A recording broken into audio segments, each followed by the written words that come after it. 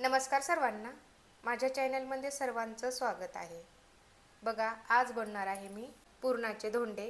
कारण आहे ना, अधिक मास चालू झालेला आहे आणि धोंड्याचा महिना आहे. आमच्याकडं पहिला धोंडा पुरणाचा बनवला जातो. पुरण शिजवण्यासाठी मी इथं कुकर घेतलेला आहे. कुकरमध्ये 2 वाट्या डाळ टाकणार आहे. डाळीला स्वच्छ धुवून घ्यायचं. डाळ स्वच्छ धुवून घेतलेली आहे. त्याच्यामध्ये पाणी टाकायचं. मी 1 तांब्या पाणी टाकते. अर्ध्या घंट्यासाठी डाळीला भिजायला ठेवायचं. अर्धा घंटा झालेला आहे. हे बघा, बघू शकता डाळ किती छान भिजलेली आहे. डाळीमध्ये 1 तांब्या पाणी टाकायचं.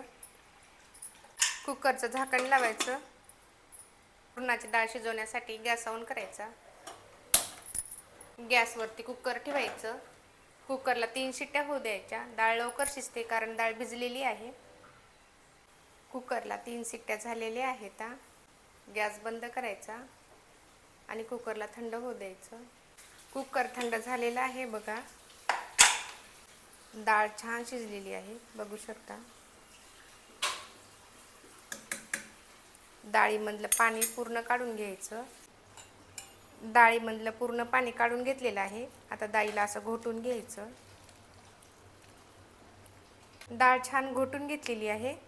2 वाट्या गूळ घेतलेला आहे. गुळाला खिसून घेतलेला आहे मी. पुरण शिजून घ्यायचं. आता गॅसवरती गुळाला छान असं मिक्स करून घ्यायचं डाळीमध्ये. पुरणामध्ये टाकायला विलायची आणि जायफळ घेतलेला आहे. याला बारीक करून घ्यायचं. बघा, पुरण थोड्या वेळात होतंय. आता हे जायफळ आणि विलायची आहे, हे टाकून घ्यायचं याच्यामध्ये. बघा, पुरण बनवून तयार झालेलं आहे. पुरणाचा असा गोळा झाला ना, समजायचं पुरण झालं आपलं. बघू शकता. आता याला थंड होऊ द्यायचं पुरणाला, नंतरच धोंडे बनवायचे. बघा, पुरण थंड झालेलं आहे. धोंडे बनवण्यासाठी पीठ पण मळून घेतलेलं आहे मी. पिठाचा असा गोळा घ्यायचा. हातात पीठ टाकायचं आणि असं करायचं. बघू शकता तुम्ही, याप्रमाणे अशी वाटी तयार करायची आणि याच्यामध्ये असं पुरण भरायचं. बघा, 33 धोंडे बनवायचे आहेत मला. याप्रमाणे बनवायचे, जसे आपण मोदक बनवतो ना तसे. पण मोदक असे असतात, ते धोंडे तसे नसतात.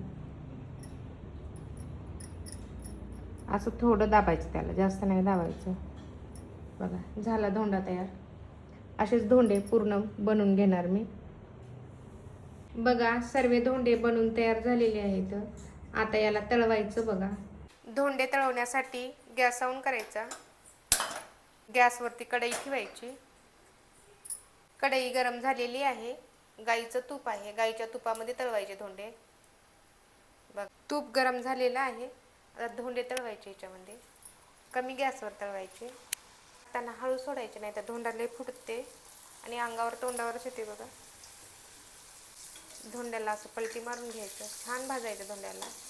तुपामध्ये खूप छान होतात.